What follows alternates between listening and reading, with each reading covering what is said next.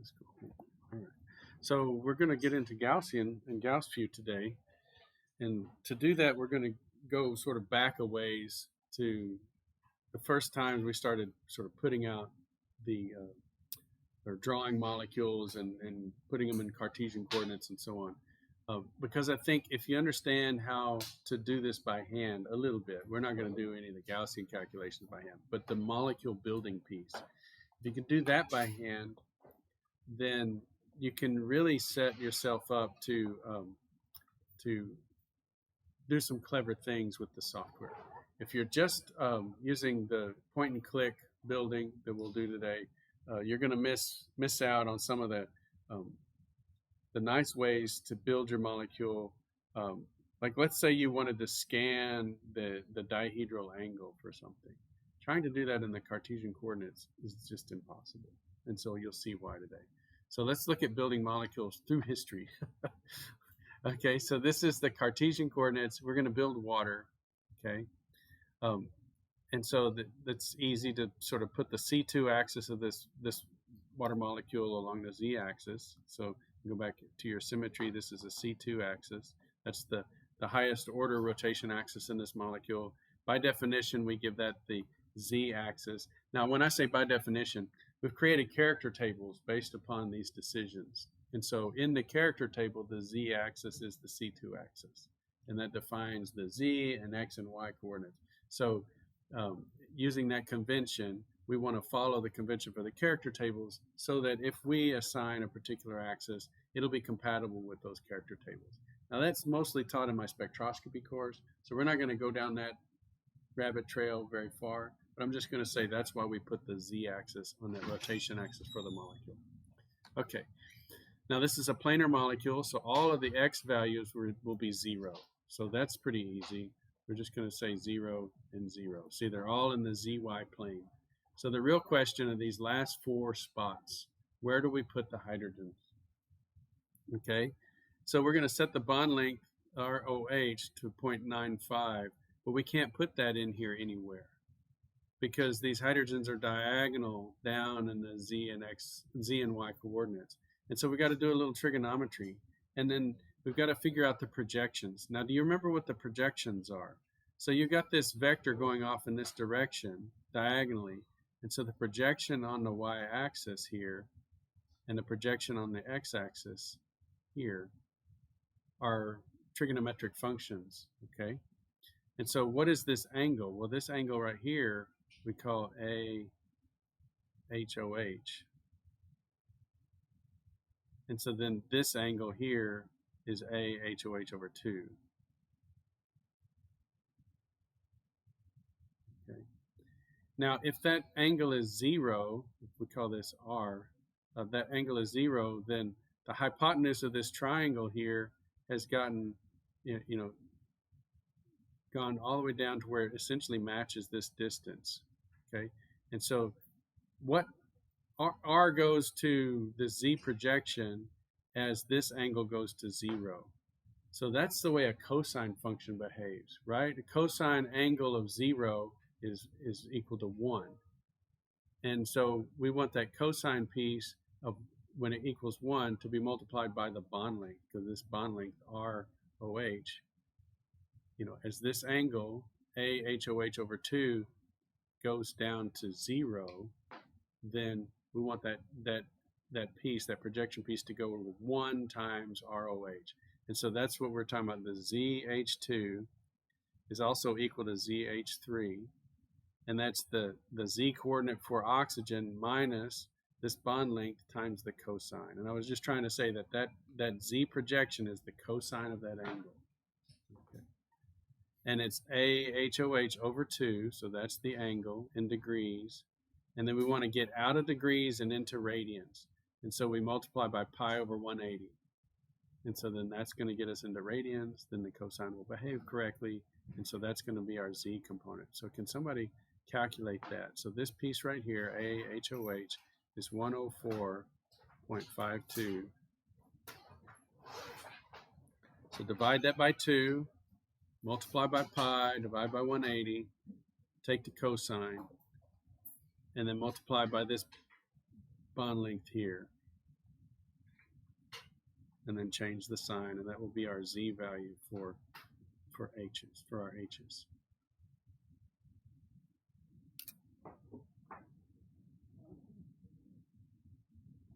So in the old days, when you're doing a Gaussian calculation, you'd have to do all of this trig before you could start the calculation.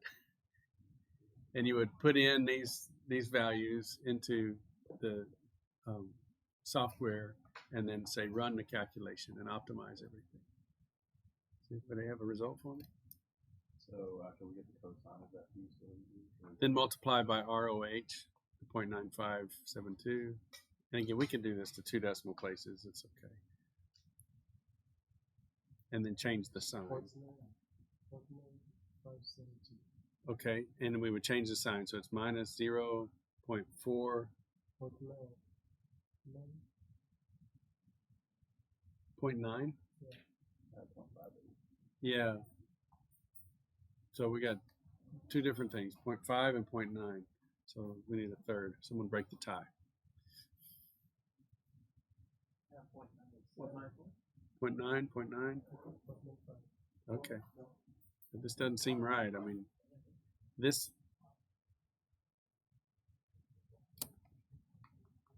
All right. I think I've got it written in the notes. But let's see. All right. So 104.52. Shut up. Okay. 2 into 2 divide.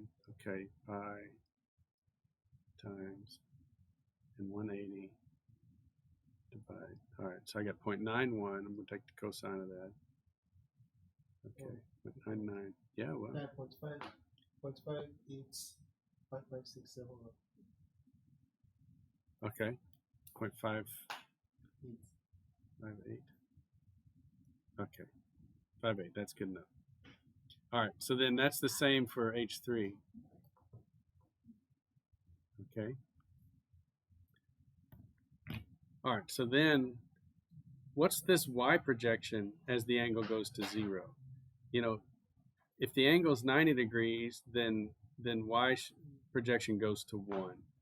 And if the angle goes to 0, then this goes to 0. So what function goes to 0 as the angle goes to 0? That would be a sine function. And so for Y, we have the sine function of this.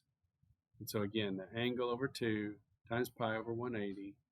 Okay, you take the sine, and then Y2 is in negative Y. Okay, so we have minus, and Y3 is positive Y. So we have a plus. See the difference between these two? One is positive Y, the other is negative Y. And so what do we get for this calculation?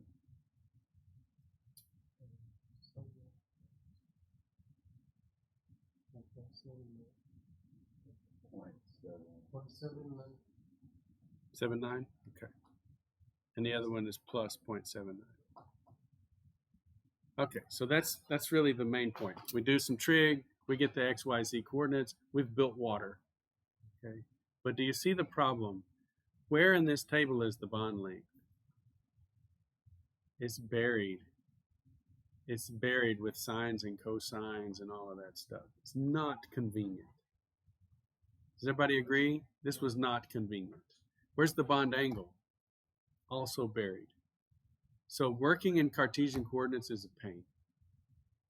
We couldn't even agree using our calculators, right? We had to do it 2 or 3 times. So Cartesian coordinates are a pain. That's the main point. Okay, let's move on. Yeah. All right. Z-matrix, internal coordinates, that's the way to go. Okay, so let's build this molecule using internal coordinates. So by definition, the first one is set at the origin. So this first molecule or atom, oxygen, set at 0, 0, 0.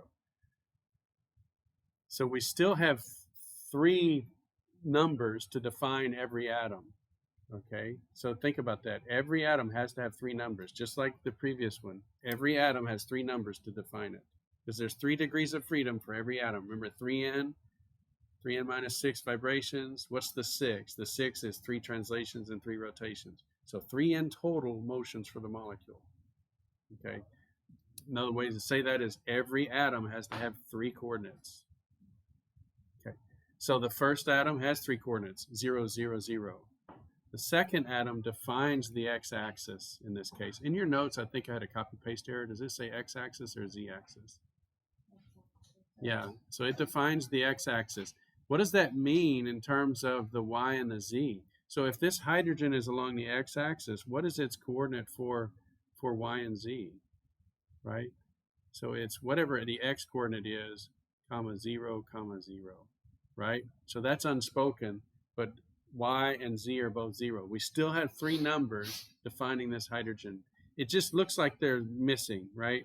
So here we don't have anything on this row for oxygen. And it looks like oxygen is not defined. Well, it is. It's the origin. And then the next hydrogen is defined, and two of those are defined. The other one is set in the table. Still, we have 3 numbers for every atom always in these tables. The nice thing is we don't need more than 3 either. So we need at least 3 and only 3, no more than 3. So we set oxygen at the origin. We set the next hydrogen. And so what we say in the Z-matrix, this diagonal matrix is called a Z-matrix. So we have oxygen, then we have hydrogen. It's atom 2, okay? It's bonded to atom 1. So the first one is the bond and the length. And I'll put at an angle with this column and the angle, and at a dihedral, that's an H, not a B, at a dihedral with this one, and this is the dihedral. Okay. So we're saying atom 2 is bonded to atom 1. You see that 1 right there means it's bonded to atom 1 with this bond length, ROH. Now we've defined hydrogen because its y coordinate is 0 and its z coordinate is 0. So all we need is to know how far down the x-axis it is. And it's down that x-axis by the bond length. Then we say atom 3, third row of the table, also bonded to atom 1 with the same bond length. Now, it's not along the x-axis, so those atoms would collide with each other. So we've got to say it's at an angle with that atom by the angle. So we say it's at an angle with atom 2. So at an angle with atom 2 with this angle. And we've built water. And the nice thing about the Z-matrix is we have the bond lengths right there in the table. We could type that in. We have the bond angle. We could type that in. So we could say this was the 0.95, 0.95, and this is 104.5 degrees, and we're set. We've built the molecule. Isn't that easier? No calculator required. You can just write it out. Now, what we typically do is down at the bottom, we'll write the Z-matrix using these variables, and then down at the bottom, we'll put a variable definition section. And so we'll say R equals 0.95, and we don't have to write it twice. We just write it once, and it'll put it into the table for us. And AHOH is equal to 104.5. And so that's how we write the molecular specification for Gaussian by hand. And it's so nice because I can go in and I can put by the angle one, I can say scan this one. And I can scan that angle, and I can keep the bond lengths the same. So I can do things in Gaussian that I can't do in nature. I can't hold a molecule of water in my hands and keep the bond lengths the same and change the angle. But I can in Gaussian. And if I have the Z-matrix, it makes it very easy for me to do that. Try to do that with the Cartesians. It would be a real pain. You'd have to do the trig for every step and figure out what the projections are for each of those to change the y and the x values every time. So that'd be a real pain. So let's build one with one more atom. Let's build hydrogen peroxide. Also, again, check this. I made a change this morning. Instead of the Z, defines the x-axis. So it's the same as well, similar to water. We'll start with oxygen at the origin, then hydrogen So it's atom 2 bonded to atom 1 with the ROH bond length. Now we have a third atom, which is an oxygen. So oxygen, atom 3, also bonded to 1. New bond length here. We have an ROO, so the OO bond length. At an angle with atom 2. So you see this angle right here at an angle with atom 2. Oh, I've got a mistake here. So this should be an O. Okay. These should be O's. It was a copy paste error. Okay. So this is AHOO. So it's atom 3. See, look at the molecule. Atom 3 bonded to atom 1 with ROO. Angle with atom 2 with AHOO. So you should be able to draw it out and then just write out the Z-matrix. You can imagine what I'm going to ask on the homework. Do a Z-matrix for X, Y, Z, this molecule. It's just super easy. And then atom 4 bonded to atom 3 with an ROH bond length. So you see ROH, this is ROH. Okay. And then, so we bonded to atom 3. We look at the molecule and we'll say, okay, we're going to be at an angle with atom 1. So we have an angle with atom 1 and that same AHOO.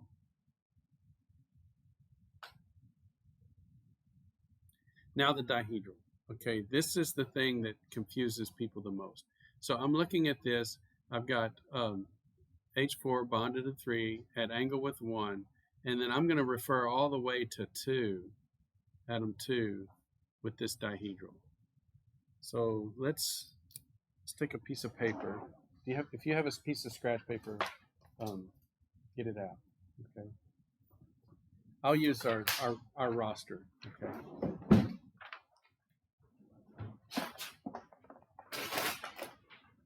You guys are going to learn or relearn a bunch of tricks. Yeah, let me do that. Okay.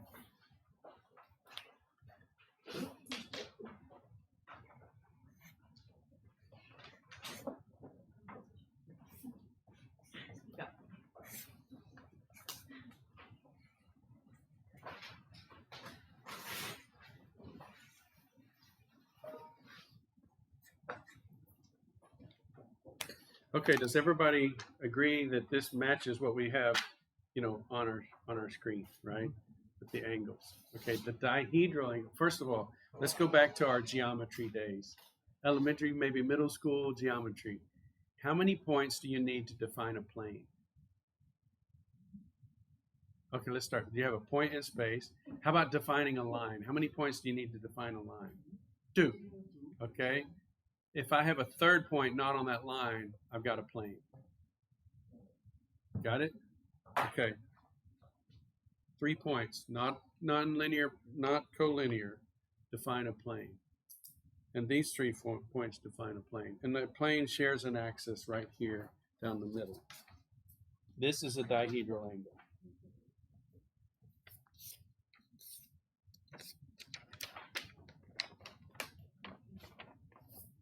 Okay, you see the dihedral angle now. It's how those hydrogens rotate around that oxygen-oxygen bond. It's the angle between 2 planes, but it's the perpendicular angle. Like right there is a dihedral of 90 degrees. But nowhere in the molecule is there an angle that's 90 degrees. This angle is not 90 degrees.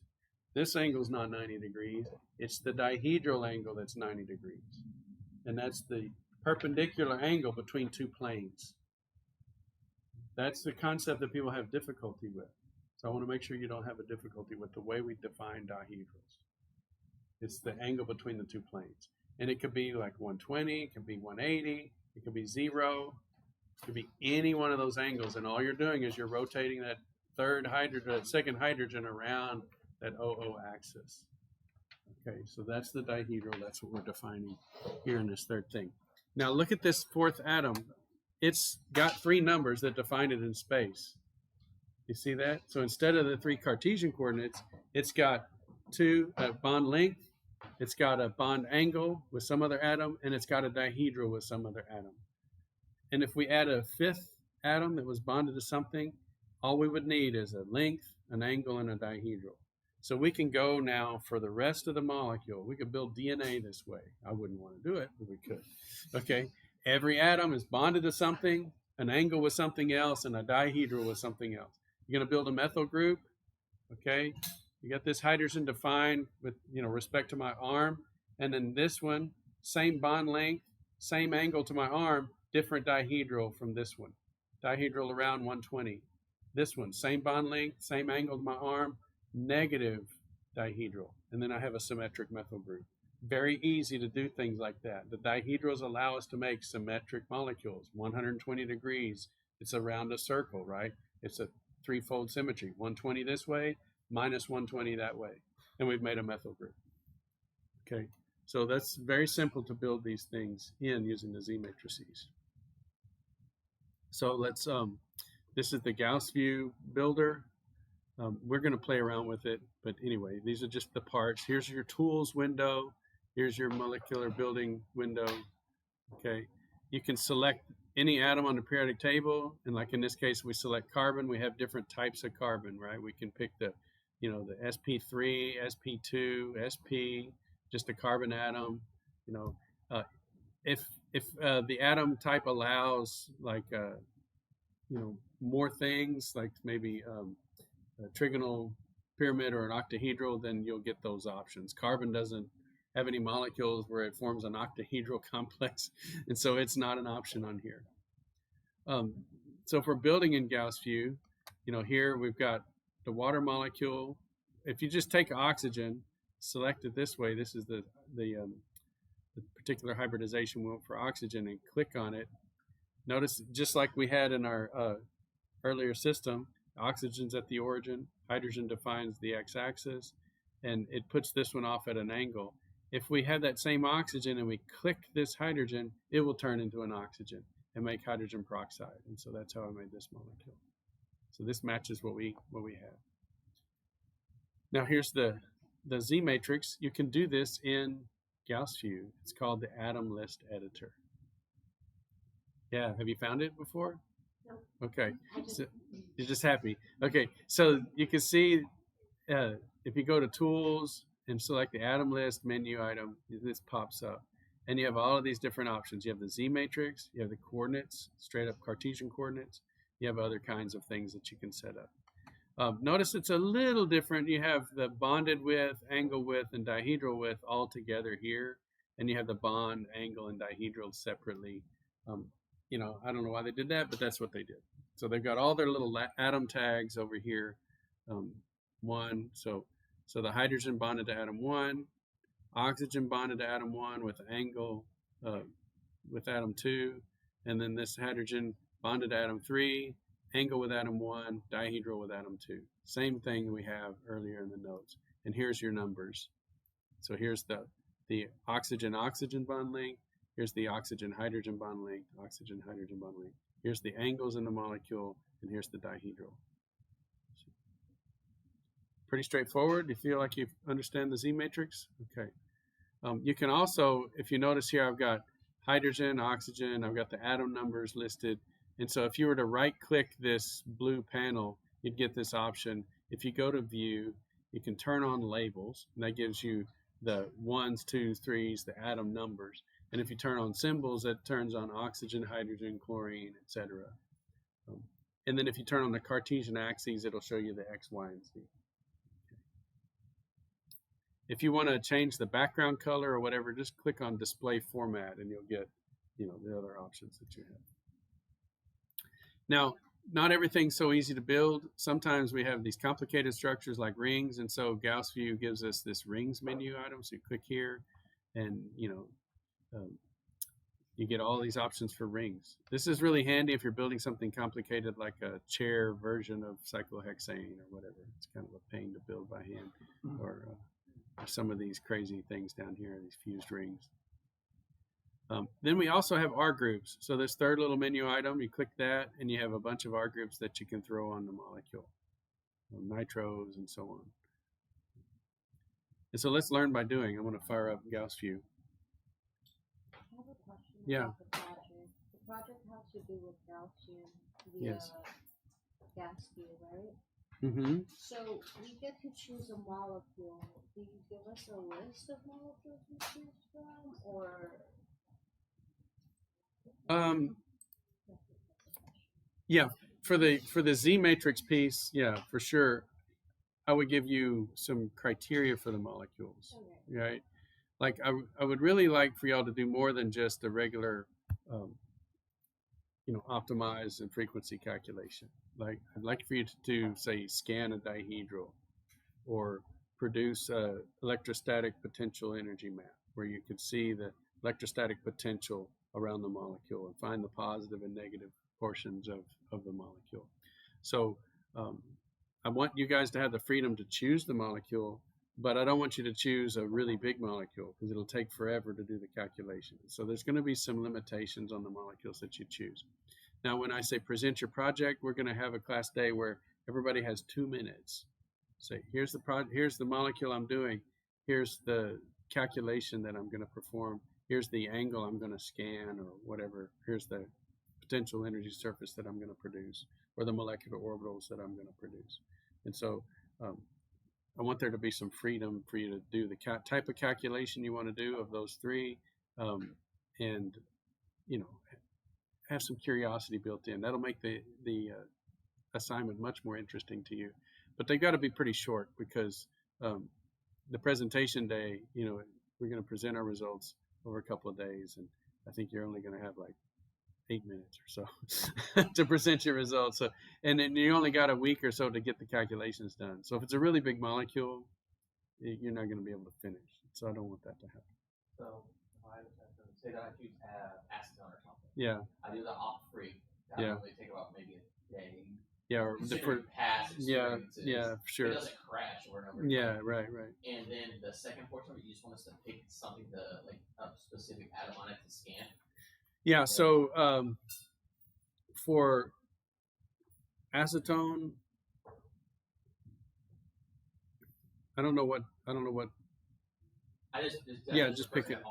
Let's pick something like 1,2-dichloroethene, right? So you got 2 chlorines there. What's the potential energy surface of scanning that central dihedral all the way around, right?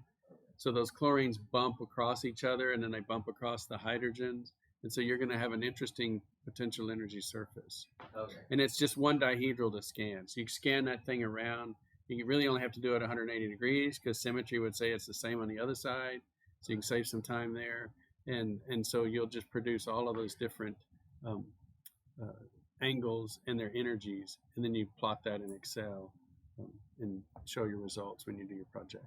So some people can choose, say, dichloro, and others may choose dibromo. And we can see if the barriers are bigger or smaller, or dimethyl, right? Just do butane and scan that central dihedral and what's going to happen to the methyl groups. Are you going to let them spin once they get up there and bump into each other, or are you going to hold them fixed? And so that one might take a little bit longer because it's going to be, more degrees of freedom that you have to optimize. So let's go to GaussView. So if you come along, when we get the laptops back in here, we can use those.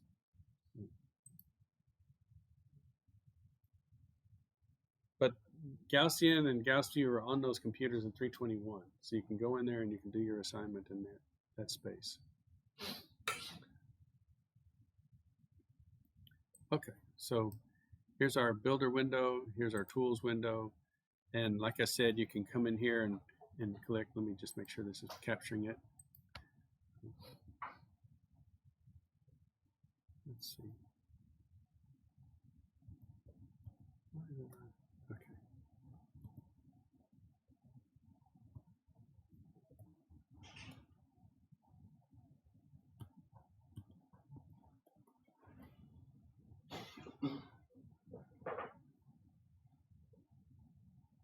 Yeah, okay, it's capturing it. All right. So we can come up here, let's quickly build a molecule. Somebody give me I'm going to build something, I don't know.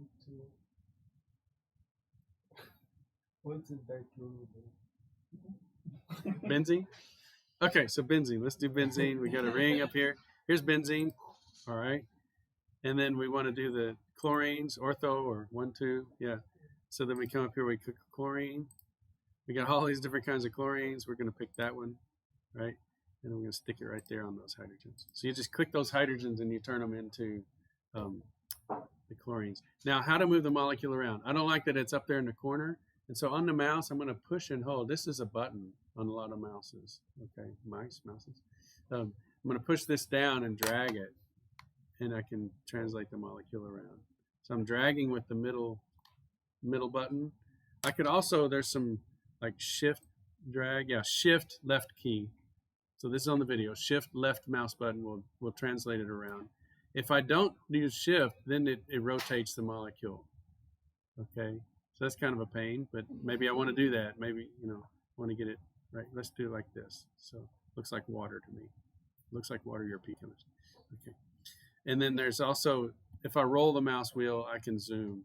I can zoom out, I can zoom in. If I just do the right mouse button, it rotates it.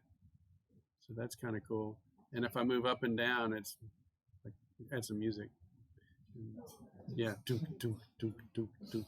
Okay, yes. The bond length between the chlorine is longer than that of the hydrogen to carbon. Say that again? The bond length between... Yeah, the chlorine bond length's longer. Yeah, for sure.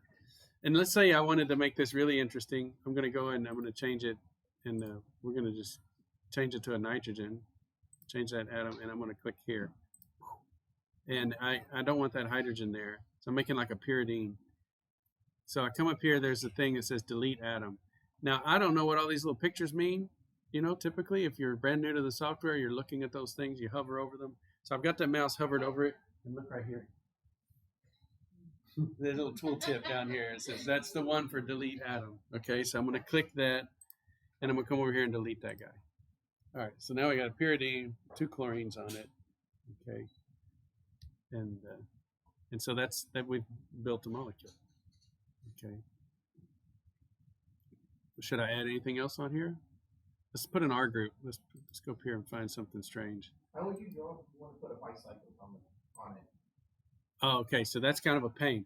Okay, No, that's all right. No, so so if we say we wanted to put a ring, fused ring over here, so we would probably want to go to get a bunch of carbons. Okay, and I probably want to use this guy. Okay, so I'm going to click there, and see it put it in the wrong darn direction. This is a dihedral editor here. See, I hover over this and look down on the bottom corner. It says modify dihedral. All right, so I click that guy, and I want to define my dihedral. Okay, those are 180 degrees. See, it's close to 180 degrees. I want to make that 0.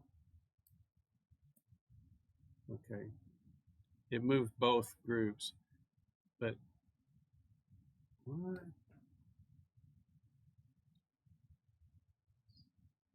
Oh, it worked. This is the way it was, and it put that double bond on the other side. See, I could have just rotated around.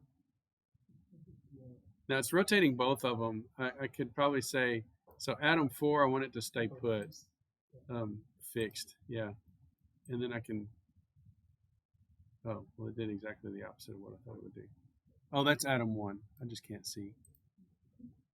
Rotate, group, and fix this one, yeah. So there. Oh, it's just moving the atom. Okay. So, but it's freedom. You can do lots of things, right? You pick the different ones until you get the one you want. Okay. You can also set the bond length. Yeah. And so we've got this. This is the way I like it. I'm going to hit OK. If you hit cancel, it bails on you. And then we go back to the periodic table. I've still got the carbon. I'm going to click here in that gap. Okay. And once again, it gave us the wrong stinking bond length. So we got a dihedral situation. So we edit the dihedral. So you see how like fused rings are kind of a pain? Yeah. I'm going to make this rotate groups. Rotate groups. I'm going to set this to 180. Okay. Did it do what we wanted? Yeah, it did. I think so. Let's go around here to where we were. All right. See, we're close. All right, the hydrogen and those hydrogens, we need to put an atom right there. And so we're going to hit OK. We're going to grab a carbon. Let's see. What I'm going to do is just put carbon atoms here. And I'm going to make a bond there. Okay. Modify bond. I'm going to make that a double bond. Okay. And then I'm going to come up here and add a valence. Let's see which one is add a valence. Add valence. So what does that mean? Well, it means add a place for an atom. So I'm going to click there and click there. Yay! Okay. It's not beautiful, but it's an initial guess. So what we're doing right now is we're providing an initial guess for Gaussian to start with. Now, the further away you are from a naturally, minimized structure, the longer that calculation is going to take. So you really want to have a good initial guess. This one's not bad, but this isn't going to be like a strict double bond and a strict single bond. So we can come up here and we can hit clean. So this little sweeper says clean. So I'm going to hit clean, and it's going to adjust the things that are really out of whack. It's still showing a discrete, double bond, single bond. We could go around and we could modify these if we wanted to. Ooh, I'm still on add valence. The Control Z works, by the way. Undo. Very good thing to have. We could go through and we could adjust these, but I find it better to come through and like optimize the geometry at a low level of theory, like maybe a semi-empirical. We're going to learn about those next time, like what the different levels of theory are. But you would do a fast calculation first. If I built this by hand and I knew that it was not a great starting structure, if you have a really high level of theory, it's going to take baby steps. And it's going to take forever. But if you have a low level of theory, it's going to jump. And so we can give it this, I would say, garbage initial guess, and then we would let it jump to its best optimization. And then we would put it into a high level of theory and let it take baby steps to find the best possible angles and bond lengths. Okay. So that's that. Now, let's see, is there anything else? Okay, we could, let's do a new molecule. Let's see. Yeah, let's do new molecule group. Okay. So we've got this over here. Let's build something that should be symmetric.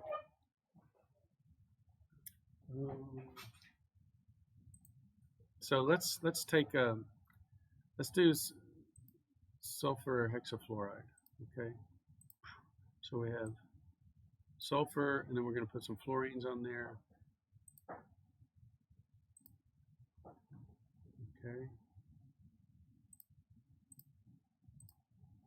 Or let's do this. Let's just do this one. Okay. Do you remember from your point group symmetry what the point group should be for this molecule? It's got a C4 axis along the top. It's got 4 C2s, so it's going to be a D something. And then it's going to have a horizontal plane. D4H. D4H. Okay. What's your C or D? Yeah. So because the top looks like the bottom, it's a D. D4H. Now, under one of these things is symmetrize. Okay. Where's it edit symmetry? Do you remember? You can also hit, there's a button right under help for symmetrize, but if you want to go to point group, you go to full. Tools point group. Let's do that. Tools point group. Okay, here we go. And so right now it doesn't have a point group assigned. Let me enable point group symmetry. See, it found D4H right there. I was hoping that it wouldn't have been perfect, because then we would get a different point group here. So let's break the symmetry. Okay, let's edit this bond. And so I'm just going to make it longer. Okay. C4V. So see and so what we want to do is if we optimize that, it should go to D4H. Okay. But we built it, let's say we built it by hand and it's not exactly the right symmetry. And we don't want to make our calculation take baby steps towards D4H. And so we should symmetrize this thing. So let's see. I've really made it a big change. So we may have to clean it. Okay, let me clean it. Okay, and then come back up to point group. Yeah, and it did it already. Okay, so let's say you built a molecule and it's not the right symmetry that you want. Clean, look at the point group, make sure if you know it's D4H already, it should be, and it's not, go in and try to start with the correct symmetry. It may not be applicable to your project, so that's okay, but if it is, like if you're trying to do benzene, benzene should be D6H. If you don't start with D6H, it won't finish with D6H. One of those bond angles or lengths will not be right. It won't be, the same as it should be. So symmetry is an important piece of these calculations. What other kinds of tools do we have? We've got that atom list. Let's see, here's the atom list. Yeah. So again, we've got the sulfur. We got the hydrogen bonded to atom 1 with this distance. Hydrogen number 3 bonded to atom 1. Angle with atom 2 with the distance of the SH bond, and again with an angle with hydrogen 2 of 180 degrees. Right? Does that make sense? It's at the opposite side of the molecule.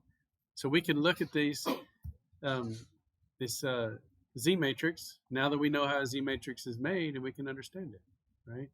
So then the first fluorine bonded to atom 3. Whoa, that's not right. Is it?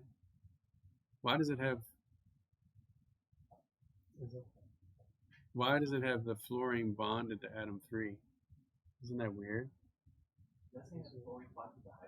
Yeah. Yeah, that's weird. At an angle with the central atom of an angle of 50 degrees. So this is an example of GaussView building a Z matrix that we would never build, because that would be really strange to say this fluorine is bonded to the hydrogen at an angle with the central atom. Okay, so you could leave that alone, or you could come in and you could edit this, and you could say, no, we want that fluorine bonded to atom 1. In fact, we want all of these bonded to atom 1. Is it Gaussian saying that the fluorine is bonded to the hydrogen through the sulfur? No, it's saying, see, look, 2.6 angstroms. It's saying, let me turn on the labels. See, so this is atom 4 bonded to atom 3, and an angle with atom 1 of 50 degrees, and a dihedral with atom 2 of minus 32 degrees. So, yeah, it's totally crazy, right? So it's So the point is that when you let the computer make the Z matrix, to the computer, it doesn't care. And that is also an interesting point. Those sticks that are showing us, those are only for our benefit. There really are no sticks in a molecule. Okay. And so a lot of times people get really upset when it shows a double bond, or it doesn't show a double bond when there should be, right? And it's just a lookup table for the visualization. If it's within a certain range of distance, it'll put 2 sticks to indicate a double bond. But this whole idea of single bond, double bond, triple bond it's related to what we call local bond theory or valence bond theory. And it's not right. Okay, the molecule is held together by the whole electron cloud. So you have nuclei and you have molecular orbitals. You don't have local bonds. You don't have 2 electrons between 2 atoms holding them together, right? And so those sticks are supposed to represent, from the Lewis dot days, of 2 electrons holding 2 atoms together. So where you draw the sticks is completely arbitrary, okay? But we've been trained to put the sticks between the atoms that we think of are bonded together. But the computer, for whatever reason, said, no, this fluorine has a has a bond to the hydrogen at an angle with the sulfur, and that doesn't make sense to us. But there really, I hate to say this, there are no bonds in a molecule. Okay, there are nuclei and molecular orbitals. So how do you decide that this molecular orbital is the molecular orbital for this particular bond?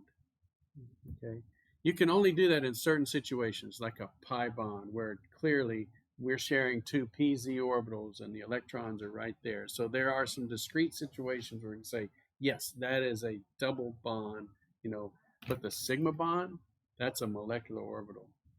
We don't ever have really sigma bond between any of these two atoms. That is, the electrons are just between those two atoms. Okay, and Gaussian is thinking that way. Gaussian is thinking of a molecular orbital holding the nuclei together, whereas we think of Lewis dot structures. So that's like you look at the sigma bond for the in phase or the AS, or basically like this. Yeah, that hit heads on. Okay, Yeah, but that's the local bond theory where we say two p orbitals are hitting end on, and so there's a sigma bond here. Gaussian's not thinking that way. Gaussian's taking those p orbitals and all the p orbitals on all the other fluorines and putting them all together in phase and out of phase. So the molecular orbitals on this molecule will go all over the whole molecule. Yeah, so that's why I say there are no sticks. Because you've got a molecular orbital that goes over the whole thing. Where do you draw the stick? Not one of those orbitals is between any two atoms. Okay, and so that's what Gaussian's calculating. That's why we need Gaussian. We can't think that way, really. We can do it for diatomics. You can do the molecular orbital diagram for diatomics, and we can do water. And if you go out in the hallway, you can see ethene. I did ethene and made a poster out of it. And you can see all the molecular orbitals for ethene. Only one definable bond, the double bond, makes sense from a Lewis dot standpoint. All the others, there are no sticks. It's just the nuclei held together. So we've got about 5 minutes. I'm going to stop the video. We'll go look at that poster. And that, yeah. So.